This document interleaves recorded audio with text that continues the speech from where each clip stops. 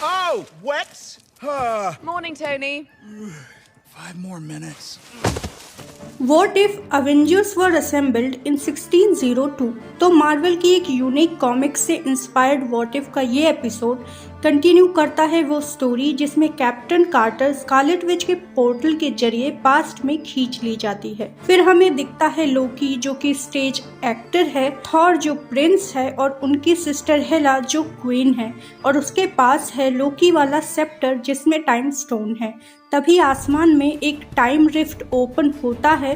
Captain quarter भी वही थी। वो रिफ्ट लोकी को अपनी तरफ खींचने लगती है, पर कार्टर लोकी को तो बचा लेती है, पर वो नहीं बचा पाती क्वीन हेला को। क्वीन हेला के रिफ्ट में खींच लिए जाने की वजह से थॉर नया किंग बन जाता है और वो गुस्सा होता है पेगी पर, क्योंकि वांडा के अकॉर्डिंग वो उनके वर्ल्ड को बचाने वाली थी। पर जब से वो 1602 में आई है, रिफ्ट्स बढ़ती जा रही है और अब क्वीन भी मारी गई, तो थॉर उसे आउटलॉ घोषित कर देता है। कैप्टन कार्टर लोकी का स्कल जिस पे टाइम स्टोन की छाप थी उसे लेकर वहां से भागती है, क्योंकि अब थॉर के वॉरियर्स उसके पीछे थे। तभी वॉचर उसे बोलता है कि तुम हर वर्ल्ड को नहीं बचा सकती, फ्यूचर और पास्ट के एक दूसरे में मर्ज होने से ये वर्ल्ड मर रहा है, तो मरने दो, मैं तुम्हें वापस तुम्हारे वर्ल्ड में ले जाता हूँ। पर कैप्टन कार्टर किसी वॉर को छोड़कर नहीं भागती, तो वो जाती है टोनी स्टार्क के पास, जिसको वो फ्यूचर के गैजेट्स के बारे में बता रही थी और वो खुद नई नई इन्वेंशन कर रहा था।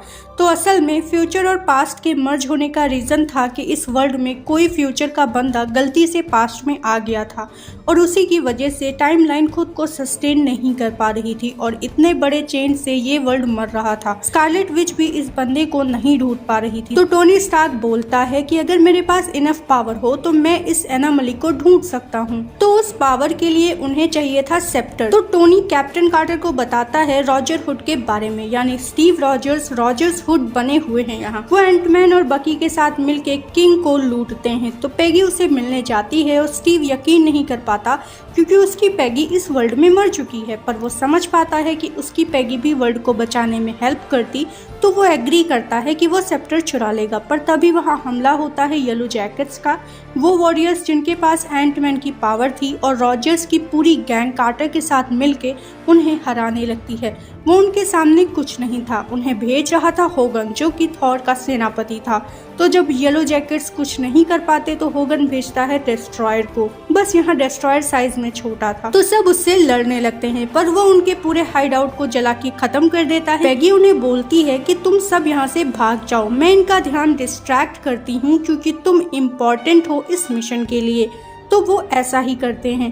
पेगी डिस्ट्रॉयर से लड़ने की कोशिश करती है, पर उसे हराने का कोई तरीका नहीं था। तो इन द एंड पेगी को सरेंडर करना पड़ता है। प्रिजन में वॉचर फिर से बोलता है कि अब तुझे ले जाऊं, पर पेगी उसकी बात नहीं मानती। वो यहाँ फंस जाएगी, मर जाएगी, पर किसी यूनिवर्स को मरते हुए नहीं छोड़ेगी। तो वो अपनी चेन्स तोड़ती है और वॉरियर्स से लड़ते हुए उस प्रिजन के पास पहुँचती है जिसके बारे में स्टीव ने उसे बताया था, यानी ब्रूस बैनर। कुछ ट्रिक्स के बाद वो फाइनली उससे गुस्सा दिला पाती है और हल्क की हेल्प से वो दीवार तोड़कर उस किंगडम से बाहर भाग जाती है। वो दोनों पहुँचते हैं टोनी के पास, जहाँ स्टीव की गैंग भी आ जाती है। वहाँ टोनी उन्हें अपनी मशीन दिखाता है जिसे न सिर्फ वो एनोमली को ढूंढ लेंगे पर उसको वापस अपने वर्ल्ड में भी भेज देंगे। और वो प्लान बनाते हैं सेप्टर चुराने का। वो पहुंचते हैं थॉर की कैसल में छुपकर और तैयार होते हैं सिग्नल के लिए। तभी कैसल में ही एक रिफ्ट ओपन होती है। वांडा उसे बंद रखने की कोशिश करती है और तभी हल्क दीवार तोड़कर अंदर आता है और सारे हीरोज इमर्ज होते हैं बैटल के लिए। एंटमैन सैनिकों से लड़ रहा था, बकी रेड स्कल से लड़ रहा था, स्टीव रॉजर्स होगन से लड़ रहा था जिसको वो गुस्सा दिला देता। तो क्रिसमस एपिसोड की तरह होगन यहाँ हल्क होगन में बदल जाता, जिससे हल्क लड़ने लगता और टोनी तो बस अपनी मशीन बचा के सेप्टर के लिए रेडी हो रहा था। पेगी थॉर को समझाने की कोशिश करती है, पर थॉर उसकी एक नहीं सुनता। वो सेप्टर अपने वॉरियर को पकड़ाता है और खुद एक स्वॉर्ड निकालता है, एक वाइब्रेनियम स्वॉर्ड जो गिफ्ट दी थी किंग ऑफ वकांडा ने थॉर को। हाथ में स्वॉर्ड लिए आंखों से बिजली निकाले थॉर कार्टर से लड़ने लगता है। हर तरफ फाइट्स चल रही थी पर कोई भी साइड जीत नहीं रही। टाइम कम था और थॉर अकेला सेप्टर को बचाए हुए था। तो वांडा फाइनली अपना मैजिक यूज करके थॉर को रोकती है। इधर निक फ्यूरी वॉरियर से सेप्टर लेके टोनी को दे देता है, जिससे टाइम स्टोन निकाल के वो मशीन में फिट करता है।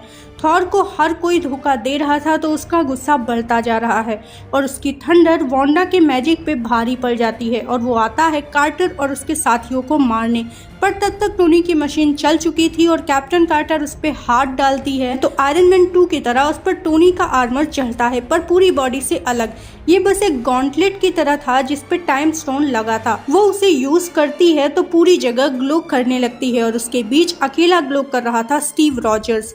किसी को भरोसा नहीं होता कि वो एनामोली कैसे है, पर उसे सब याद आ जाता है। असल में वो इन्फिनिटी वॉर में जब थानोस से लड़ रहा था तो उसकी शील्ड थानोस को हिट करने की जगह उसके टाइम स्टोन को हिट कर गई और जिसकी वजह से ही ये सब प्रॉब्लम क्रिएट हुई। पेगी दुखी हो जाती है कि उसे फिर से स्टीव के बिना रहना पड़ेगा, पर स्टीव इस प्रॉमिस के साथ कि किसी वर्ल्ड में तो उन दोनों को हैप्पी एंडिंग मिली होगी, वो टाइम स्टोन को टच करता है और देखते ही देखते हर कोई वहाँ से गायब हो जाता है। जो कुछ भी फ्यूचर और पास्ट के मर्ज होने से क्रिएट हुआ था, यानी हमारे हीरोज और उनकी किंगशिप, वो गायब हो जाती है। ये वापस 1602 का नॉर्मल किंगडम बन जाता है। जब पैगी अभी भी वहाँ खड़ी होती है तो वो समझ जाती है कि वॉचर सही था, वो यहाँ फंस चुकी है।